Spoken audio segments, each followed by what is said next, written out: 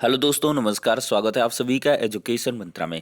दोस्तों, इस वीडियो में हम बात करने वाले हैं यूपी टेट 97,000 नई प्राथमिक शिक्षक भर्ती, एडेड जूनियर शिक्षक भर्ती और साथ ही साथ लोअर 2 और अन्य भर्तियों से संबंधित लेटेस्ट अपडेट के बारे में। दोस्तों, वीडियो में आगे बढ़ें इसके पहले एसटेट की प्रिपरेशन करने वाले छात्रों के लिए एक छोटी सी इन्फॉर्मेशन।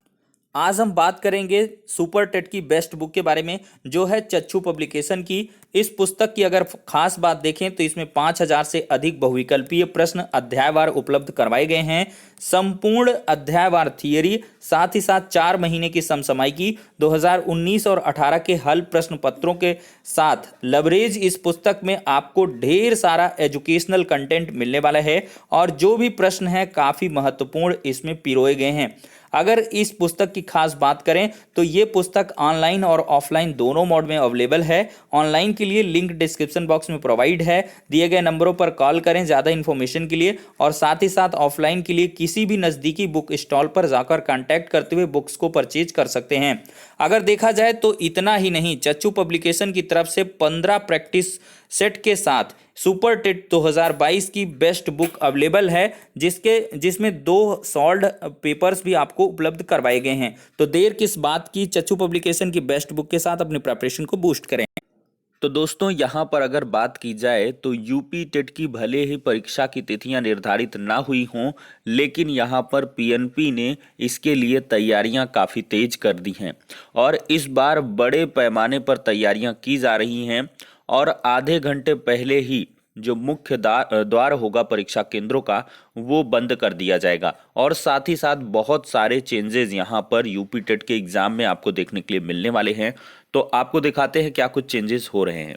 देख सकते हैं, पर्चा आउट रोकने के लिए खास प्रबंध किया गया है और नई परीक्षा तिथि अभी तक घोषित नहीं हुई है, लेकिन तैयारियों ने जोर पकड़ा है। नकल विहीन परीक्षा कराना पीएनपी सचिव की प्राथमिकता है। इसके लिए कई स्तर पर बदलाव संभव हैं। परीक्षा केंद्र से पर्चा आउट होने से रोकने के लिए परीक्षार्थियों के पहुंचने के बाद प्रश्न पत्र का पैकेट खोलने की व्यवस्था बनाई जा रही है। इसके तहत परीक्षा शुरू होने से आधा घंटा पहले गेट बंद कर दिया जाएगा। ऐसे में परीक्षार्थियों को केंद्र पर आधा घंटा पहले पहुंचना अनिवार्य रहेगा। तो तत्कालीन सचिव को निलंबित कर गिरफ्तार किया जा चुका है। इन हालातों के बीच अब निष्पक्ष परीक्षा संपन्न कराने के लिए नए सचिव अनिल चतुर्वेदी के लिए बड़ी चुनौती है। वह प्रश्न पत्र छापने वाली एजेंसी से लेकर परीक्षा केंद्र तक से पर्चा आउट होने से रोकने के लिए नई व्यवस्था को बनाने में जुटे हुए हैं। परीक्षा शुरू होने से आधा घंटा पहले ना पहुंचने वाले अभ्यर्थियों को केंद्र में प्रवेश पत्र नहीं दिया जाएगा। गेट बंद करने के बाद प्रश्न पत्र का बंडल खुलवाया जाएगा, क्योंकि केंद्र से पर्चा आउट होने की घटनाएं पर्चा खुलने के बाद तक अभ्यर्थियों के आते रहने से होती हैं। इसके साथ ही एजेंसी चयन प्रश्न पत्र को कोषागार तक पहुंचाने जाने की व्यवस्था को भी परखा जा रहा है। परीक्षा केंद्रों में भी बड़े स्तर पर बदलाव की तैयारी है। वहीं पर दोस्तों, टीटी पर्चा लीक में कंपनी की लापरवाही यहां पर सामने आई है। दिल्ली के छात्रों से कराई गई पेपर की टाइपिंग, तो ये सब बहुत ही संवेदनशील मामला था, लेकिन इसको एक एलकेजी के पेपर छपाई जैसे देखा गया और इसी वजह से ये पेपर जो है लीक हुआ है। तो कंपनी ही इसके लिए पूरी तरीके से रिस्पॉन्सिबल है और यहाँ पर लगातार जांच जारी है और जैसे ही यहाँ पर एकदम पुख्ता हो जाएगा कि किसके स्तर से कमियां हुई हैं, तो उस पर एक बड़ी कार्रवाई देखने के लिए मिल सकती है। तो गोपनीयता को यहाँ पर बरकरार रखना था, लेकिन सारी गोपनीयता यहाँ पर धरी की धरी रह गई और यहाँ पर जो कार्य है वो काफ़ी हल्के में करवाया गया। ये टीटी का कह लें लाखों छात्रों का भविष्य था। बहुत ही ज़्यादा छात्र इस बार सम्मिलित हो रहे थे, लेकिन उतनी ही ज़्यादा यहाँ पर लापरवाहियाँ भी देखने के लिए मिली हैं। यहाँ पर देख सकते हैं, कॉलेज के छात्रों ने दिल्ली में टाइप किया था पेपर। ये भी अहम खुलासा यहाँ पर हो रहा है और यहाँ पर 23 लाख पेपर छापने का ठेका था, 13 करोड़ में दिया गया था। उसके पास पेपर छापने के लिए संसाधन नहीं थे। ठेका मिलने के बाद फिनसर्व लिमिटेड ने प्राइवेट कर्मियों को असुरक्षित तरीके से नियुक्त करके ये छपाई का कार्य शुरू किया था। अब दोस्तों, हम बात करने वाले हैं 97,000 नई प्राथमिक शिक्षक भर्ती के बारे में। दोस्तों, इसके लिए जो आंदोलन है अभ्यर्थियों को लगातार जारी है। कल की डेट में देखा जाए तो एक बड़ा प्रदर्शन बेसिक शिक्षा मंत्री जी के आवास के सामने देखने के लिए मिला था और यहाँ पर सैकड़ों की संख्या में छात्र पहुंचे हुए थे, लेकिन यहाँ पर पुलिस प्रशासन के द्वारा बर्बरतापूर्वक अभ्यर्थियों को वहाँ से बसों में ला करके इको गार्डन छोड़ा गया। इको गार्डन में अभ्यर्थियों का लगातार जो रात्रि विश्राम है वो भी जारी है। मतलब दिन रात अभ्यर्थी वहां पर डटे हुए हैं, जमे हुए हैं नई प्राथमिक शिक्षक भर्ती के विज्ञापन के लिए। और देखा जाए तो 12 तारीख को इन्होंने एक बड़ा आंदोलन रविवार को रखा है। विश्वव्यापी ट्विटर अभियान रखा गया है मिशन यूपी पीआरटी के अंतर्गत, तो सभी लोग इसमें जरूर सम्मिलित होंगे। हैशटैग है यूपी नीड्स प्राइमरी टीचर्स। प्रातः 11 बजे से ये चलेगा। अधिक से अधिक संख्या में सभी ट्वीट करेंगे। हमारा हक है नई प्राथमिक शिक्षक भर्ती और निवेदक हैं समस्त योग्य प्रशिक्षित। तो यहाँ पर चाहे बीएड के छात्र हों, चाहे डीएलएड के हों, चाहे बीटीसी के हों, सबको एक साथ आना है, क्योंकि सबसे पहली और सबसे अहम जो प्राथमिकता है वो आपकी प्राथमिक शिक्षक भर्ती का विज्ञापन जारी करवाना होनी चाहिए। कोर्ट में जो भी आपका मैटर है वो चलता रहेगा, लड़ाइयाँ आपकी हैं, व्यक्तिगत हैं, बीएड अंदर हो बाहर हो या बीटीसी रहा है, प्रथम वरीयता मिले, कुछ भी हो, वो अलग मैटर है। लेकिन यहाँ पर आपको एकजुट होना है, क्योंकि आपका सिर्फ और सिर्फ मतलब है विज्ञापन से। विज्ञापन आ जाएगा, इसके बाद लड़ झगड़ लेना। तो कुल मिलाकर यहाँ पर आपको एकजुट रहकर मांग करनी है और 11 बजे यहाँ पर ट्विटर आंदोलन से आपको जुड़ना है। तो इन्फॉर्मेशन के बारे में आपको यहाँ पर इन्फॉर्मेशन के रूप में चीज़ें दे दी गई हैं। अब दोस्तों हम बात करने वाले हैं एडेड जूनियर शिक्षक भर्ती प्रक्रिया के बारे में। दोस्तों एडेड जूनियर शिक्षक भर्ती काफ़ी डिलेड हो गई है और इसमें कुछ टेक्निकल समस्याएं थीं और साथ ही साथ उनको सॉर्ट आउट किया गया। तो फिर आरक्षण का मामला निकल के आया, चूँकि 69,000 शिक्षक भर्ती में आप देख ही रहे हैं कि आरक्षण का कितना बड़ा मामला देखने के लिए मिला। और वो मामला ऐसा था कि मोदी जी तक ये पहुँचा। तो इन्हीं सभी बातों को ध्यान में रखते हुए आरक्षण विसंगतियां फिर से ना हो जाएं, इस पर लगातार कार्य जारी है।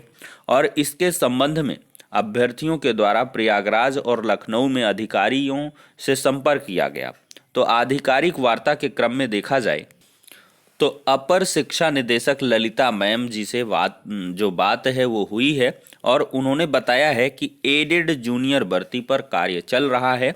25 से 27 दिसंबर के बीच उन्होंने बताया है कि विज्ञप्ति जारी हो जाएगी और जनवरी के दूसरे सप्ताह तक भर्ती प्रक्रिया को पूर्ण करवा लिया जाएगा। तो आप देख सकते हैं कि 25 से 27 दिसंबर तक ये विज्ञप्ति अगर आती है तो ऑनलाइन आवेदन दिसंबर माह में ही स्टार्ट हो जाएंगे।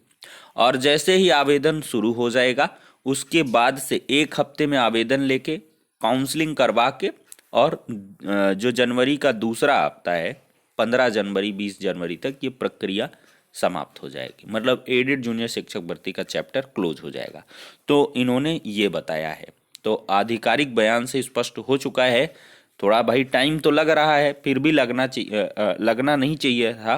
15 तारीख तक हमको उम्मीद थी कि विज्ञप्ति जारी हो जाएगी, लेकिन अब मैम का कहना है कि 25 से 27 दिसंबर के बीच ही विज्ञप्ति आएगी और जनवरी के दूसरे पखवाड़े में यहाँ पर देखा जाए तो प्रक्रिया पूर्ण होगी।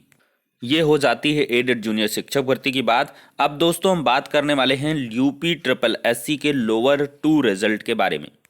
यहाँ पर देख सकते हैं 5 वर्ष के इंतजार के बाद 354 अभ्यर्थियों को सरकारी नौकरी की सौगात मिली है। अधीनस्थ सेवा चयन आयोग ने सम्मिलित अवर अधीनस्थ सेवा परीक्षा 2016 सेकंड का अंतिम चयन परिणाम घोषित किया है। 641 रिक्त पदों के सापेक्ष 354 अभ्यर्थी चयनित हुए हैं। 287 पद खाली रह गए हैं। आयोग ने अंतिम चयन परिणाम के साथ कट ऑफ भी जारी कर दिया है। तो यहाँ पर नियंत्रक विधिक माप विज्ञान पद का परिणाम नियमानुसार केवल लिखित परीक्षा के प्राप्तांक के आधार पर तय किया गया है। अन्य विभागों के पदों से संबंधित परिणाम और पदवार कट ऑफ अंक आयोग की वेबसाइट पर अपलोड हैं। तो उन्होंने परिणाम से संबंधित प्राप्तांक आयोग की वेबसाइट पर उचित समय पर उपलब्ध कराए जाएंगे, ऐसा आश्वासन दिया है। तो आप लोग upSSC.gov.in पर जाकर सारी डिटेल्स को चेक कर सकते हैं अगर आपने एग्ज़ाम वगैरह दे रखा है। और असिस्टेंट प्रोफेसर भर्ती की जो उत्तर कुंजी है वो जारी कर दी गई है। 47 विषयों की उत्तर कुंजी पर ये देखा जाए तो 18 दिसंबर तक आपत्तियां मांगी गई हैं और यहाँ पर यूपीपीएससी भी एक माह में उत्तर कुंजी को जारी करेगा। आरओ प्रारंभिक परीक्षा 2021 की उत्तर कुंजियों पर आपत्तियां मांग रखी हैं। आयोग ने पिछली कई परीक्षाओं के अंतिम चयन परिणाम जारी किए जाने के बाद भी अंतिम उत्तर कुंजी जारी नहीं की। अभ्यर्थियों को आशंका है कि आयोग आपत्तियां लेने के बाद फिर से अंतिम उत्तर कुंजी फंसा देगा। ऐसे में आपत्तियां करने वाले अभ्यर्थियों को परीक्षा का अंतिम परिणाम जारी करने के बाद लंबे समय तक पता नहीं चल सकेगा कि उनकी आपत्तियों का क्या हुआ। एक बड़ी अपडेट, 2 परीक्षाओं की तिथियां टकरा चुकी हैं। उत्तर प्रदेश लोक सेवा आयोग की पॉलिटेक्निक प्रवक्ता परीक्षा की नई तिथि और हाईकोर्ट की एपीएस भर्ती परीक्षा की जो तिथि है वो टकरा रही है। दोनों की परीक्षा 22 दिसंबर को प्रस्तावित है। इससे प्रतियोगी छात्र परेशान हैं। उनकी मांग है कि आयोग प्रवक्ता परीक्षा 22 दिसंबर को न कराकर दूसरी तिथि पर आयोजित करे। उत्तर प्रदेश लोक सेवा आयोग ने पॉलिटेक्निक प्रवक्ता परीक्षा की तिथि 12 दिसंबर निर्धारित की थी, लेकिन इस दिन हाईकोर्ट की समीक्षा अधिकारी की परीक्षा थी। अभ्यर्थियों की मांग पर आयोग ने पॉलिटेक्निक प्रवक्ता भर्ती परीक्षा की तिथि बढ़ाकर 22 दिसंबर कर दी। अब उसी दिन हाईकोर्ट की एपीएस भर्ती परीक्षा है। अभ्यर्थियों ने आयोग के सचिव को ज्ञापन देकर पॉलिटेक्निक प्रवक्ता भर्ती परीक्षा की तिथि आगे बढ़ाने की मांग की है। दोस्तों, यूपीएसआई की भी उत्तर कुंजी जारी हो चुकी है। आप लोग आधिकारिक वेबसाइट पर जाकर चेक कर सकते हैं। तो फिलहाल के लिए सारी अपडेट हो जाती है। नेक्स्ट वीडियो में मिलते हैं।